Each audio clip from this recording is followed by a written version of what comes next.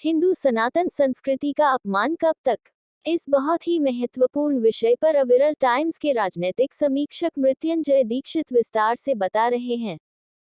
राजनीतिक स्तर पर लगातार मिल रही फलता से कुंठित तथाकथित नास्तिक व छद्म धर्मनिरपेक्षता का पालन करने वाले संगठनों ने अब गोलबंद होकर सनातन हिंदू संस्कृति व आस्था के केंद्रों का अपमान करना प्रारंभ कर दिया है।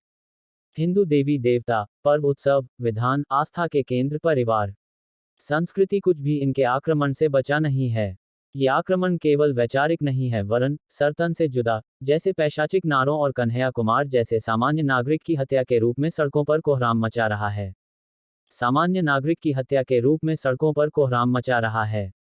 झूठ फैलाया गया है कि अशिक्षित या अर्धशिक्षित लोग ही इस प्रकार के काम करते हैं, लेकिन सत्य यह है कि इन लोगों का नेतृत्व तथाकथित बुद्धिजीवी वर्ग के हाथ में है, जो JNU जैसे विश्वविद्यालयों से लेकर विरोधी दलों के उच्च पदों तक पर बैठा है। इन बुद्धिजीवियों को सनातन हिंदू संस्कृति व परंपराओं से घोर चिढ़ है और ये प्रतिदिन हिंदू समाज व उनके आस्था के केंद्रों को अपमानित करने के लिए नए बिंदु नए तरीके से उठा रहे हैं। इस सप्ताह कुछ ऐसी घटनाएं प्रकाश में आई हैं जिनके कारण हिंदू समाज आक्रोशित है। पहली घटना है हिंदू विरोधी विश्वविद्यालय JNU की, जहां कुलपति शांति श्री धूलिपदी पंडित समान नागरिक संहिता को व्याख्यायित करते करते भगवान शिव की जाति का वर्णन करने लगी और यही नहीं रुकी। उन्होंने हिंदू समाज की समस्त महिलाओं को शूद्र कह दिया। अपने तथाकथित बयान में उन्होंने ब्राह्मण समाज को भी नहीं छोड़ा और उसका भी अपमान किया। जब यह विश्वविद्यालय हम लेकर रहेंगे आजादी जैसे नारों से गूंज रहा था, उस समय इन्हें यह सोच समझकर कुलपति बनाया गया था कि यह युवाओं के सामने कुछ नया आदर्श प्रस्तुत करेंगी और नए सकारात्मक विचार रखेंगी, लेकिन इनके ज्ञान से समस्त हिंदू समाज स्वयं को आहत महसूस कर रहा है। JNU एक ऐसा विश्वविद्यालय है जहां हिंदू संस्कृति को अपमानित किए जाने के लिए शोध किए जाते हैं।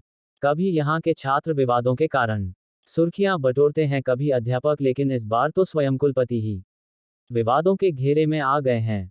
यह विवादों का विश्वविद्यालय है जहां रामनवमी के अवसर पर नॉनवेज खाना खाने को लेकर छात्रों के दो गुटों में विवाद हो गया था। इस विवाद व झड़प में 20 छात्र घायल हुए थे। वर्ष 2020 में 5 दिसंबर को JNU कैंपस में नकाबपोश लोगों ने छात्रों से मारपीट की थी। वर्ष 2016 JNU में संसद हमले के दोषी अफजल गुरु की फांसी की तीसरी बरसी पर आयोजित कार्यक्रम में देश विरोधी नारे लगाए गए थे। यह विश्वविद्यालय पहले ही भारत तथा हिंदू विरोधी ताकतों का अड्डा बन चुका है और अब कुलपति महोदय ने अपने बयान से आग में घी डाल दिया है। क्या कुलपति का अध्ययन इतना अपरिपक्व है कि उनको को यह नहीं पता कि हिंदू समाज का कोई भी देवी देवता किसी भी जाति का नहीं है, वह केवल और केवल लोक कल्याणकारी है। सभी हिंदू देवी देवता भाव के भूखे हैं। भगवान शिव की महिमा का वर्णन शिव पुराण में मिलता है। भगवान शिव की महिमा वेदों में की गई है। उपनिषदों में भी शिव जी की महिमा का वर्णन मिलता है। रुद्र हृदय, दक्षिणामूर्ति, नील रुद्र उपनिषद आदि उपनिषदों में शिव जी की महिमा का वर्णन मिलता है। किसी भी धर्म ग्रंथ में भगवान शिव की जाति का उल्लेख नहीं मिलता है। हिंदू समाज का हर व्यक्ति, वह चाहे पुरुष हो या महिला या फिर वह किसी भी जाति, वर्ग अथवा समुदाय का हो, अपने आराध्य का अपनी मान्यता अनुसार पूजन वंदन करता है। वामपंथी विचारधारा से प्रेरित करते हैं कि मनुस्मृति ही हिंदू सनातन संस्कृति का संविधान है, जबकि यह उनकी मूर्खता है। हिंदू धर्म ग्रंथों के अनुसार हिंदू समाज में तो कहीं भी जातिगत व्यवस्था के कारण किसी भी प्रकार के भेदभाव का उल्लेख नहीं मिलता है।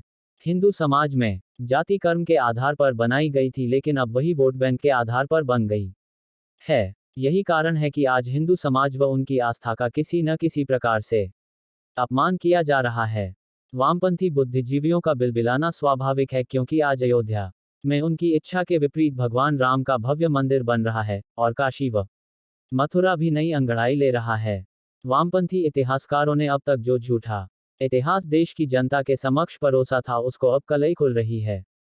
इसलिए आजकल तथाकथित बुद्धिजीवी वामपंथी, जो हिंदू समाज को हमेशा जाति में बंटा हुआ देखना चाहते हैं, देवी देवताओं की जाति को खोज कर ला रहे हैं। ये वही लोग हैं जो कभी मां काली पर आपत्तिजनक फिल्मों और मां सरस्वती सहित देवी दुर्गा व अन्य देवियों की आपत्तिजनक पेंटिंग को कला कहेंगे। यह वही लोग हैं जो देवी देवताओं की तस्वीरों को कभी टॉयलेट व कभी महिलाओं के अंतवस्त्रों पर लगाते हैं। जनमानस बहुत सी पुरानी बातों को बड़ी जल्दी भूल जाता है। अभी जब यूपी विधानसभा के चुनाव चल रहे थे तब कुछ लोग हनुमान जी की जाति को भी खोज रहे थे। आगे भी वामपंथियों की इस प्रकार की खोज जारी रहेगी। अब समय आ रहा है कि हिंदू समाज ऐसे बुद्धिजीवियों, शिक्षण संस्थाओं और राजनीतिक दलों का भी बहिष्कार करे। हिंदू सनातन संस्कृति के अपमान करने में अब बिहार के मुख्यमंत्री नीतीश कुमार जी का नाम भी शामिल हो गया है।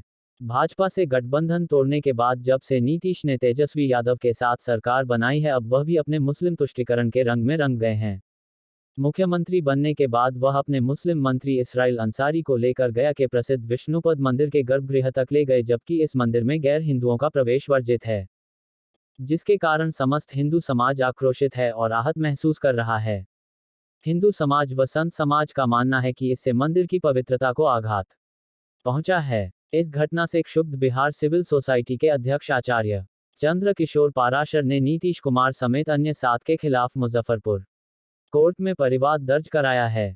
उन्होंने कहा है कि नीतीश एक मुस्लिम मंत्री के साथ मंदिर में गए हैं, इससे हमारा मंदिर अपवित्र हो गया है, इसलिए उन लोगों के खिलाफ एफआईआर दर्ज की जाए। हिंदू संगठनों का कहना है कि मंदिर में मसूरी का प्रवेश एक विधर्मी कार्य था।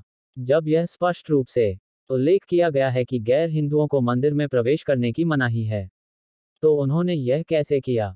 इसी प्रकार तेलंगाना में हिंदू समाज के तीव्र विरोध के बाद भी राज्य सरकार ने अपने संरक्षण में भारी पुलिस बल तैनात करके लगातार हिंदू समाज का अपमान करने वाले मुनव्वर फारूकी को बुलाकर उसका शो करवाया, जिससे आहत होकर जब एक हिंदू नेता ने मुनव्वर फारूकी को उसी की भाषा में उत्तर दिया तो सर तन से जुदा गैंग सड़कों पर उतर आया और हिंदू नेता आज जेल में है, जबकि फारूकी आराम से घूम रहा है। भव्य विश्वेश्वर शिवलिंग को फव्वारा बताने वाले और अलग अलग चीजों से उसकी तुलना करने वाले सबा नकवी और तस्लीम रहमानी जैसे लोग मीडिया चैनल्स पर आग उगल रहे हैं।